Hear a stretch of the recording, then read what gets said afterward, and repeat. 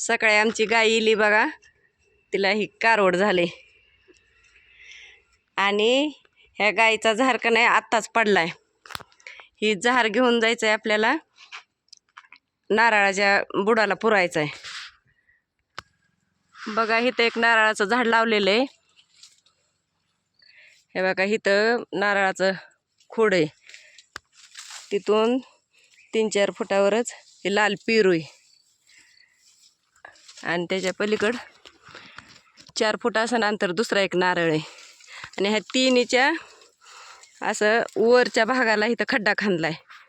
ह्या खड्ड्यात काय करायचं आहे, आपल्याला झार टाकून पुरून टाकायचं आहे.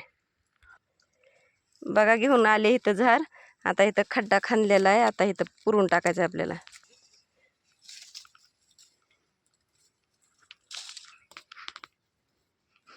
असा 1 फुटापर्यंत खड्डा खोल खांदायचा. बघा ह्या झाडाच्या मुळ्या पण दिसायला लागल्या हो का.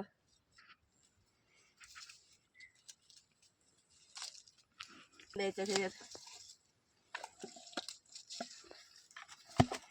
आणि पुरून घ्यायचं.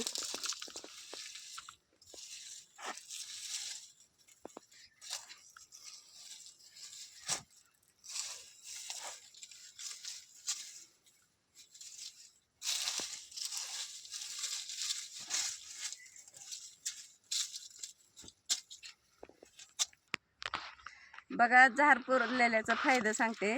आता ही पेरूचं झाड आहे. पेरूचं झाड असू द्या, लिंबोणी असू द्या, आंबा असू द्या, नारळ असू द्या, चिक्कू असू द्या, कोणत्याही झाडाच्या बुडाला 3 फूट अंतर सोडायचं आणि झार पुरायचा. त्यानं काय होतंय, झाडाची वाढ भरपूर होती आणि काळुंकी ती झाडाला दुसऱ्या खताची गरज नाही. एकदम नंबर 1 खत तयार होते. आणि या झाडाला काय होतंय, लवकर फळधारणा चालू होती आणि फळ लागलेलं काय होतंय, अशी फळगळ होत नाही. असं भरपूर प्रमाणात फळ येतंय आणि टिकून राहतंय, फळ गळत नाही.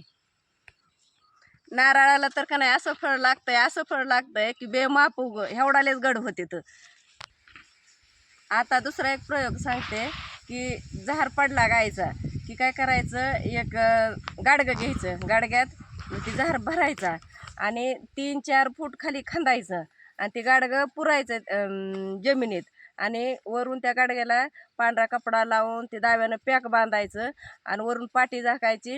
हे गाडगं पुरून टाकायचं 5-6 महिन्यासाठी. त्यानं काय होतंय, गांडूळ खतासारखं बारीक बारीक पीठ खत होतंय, आपल्या पिठासारखं गांडूळ खतासारखं पिठासारखं होतंय.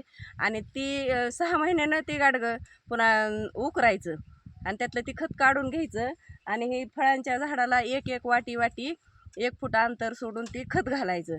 नाहीतर बांगडी पद्धतीनं घालू शकता, 1 डोकला पद्धतीनं घालू शकता. रिझल्ट बघा. नाहीतर आपली रानातली धानपेरीला पण ती खत असं मिसळून टाकू शकता, दुसऱ्या खतात मिसळायचं आणि टाकायचं. नक्कीच तुम्ही फायदा बघा. व्हिडिओ कसा वाटला ते सांगा. नमस्कार.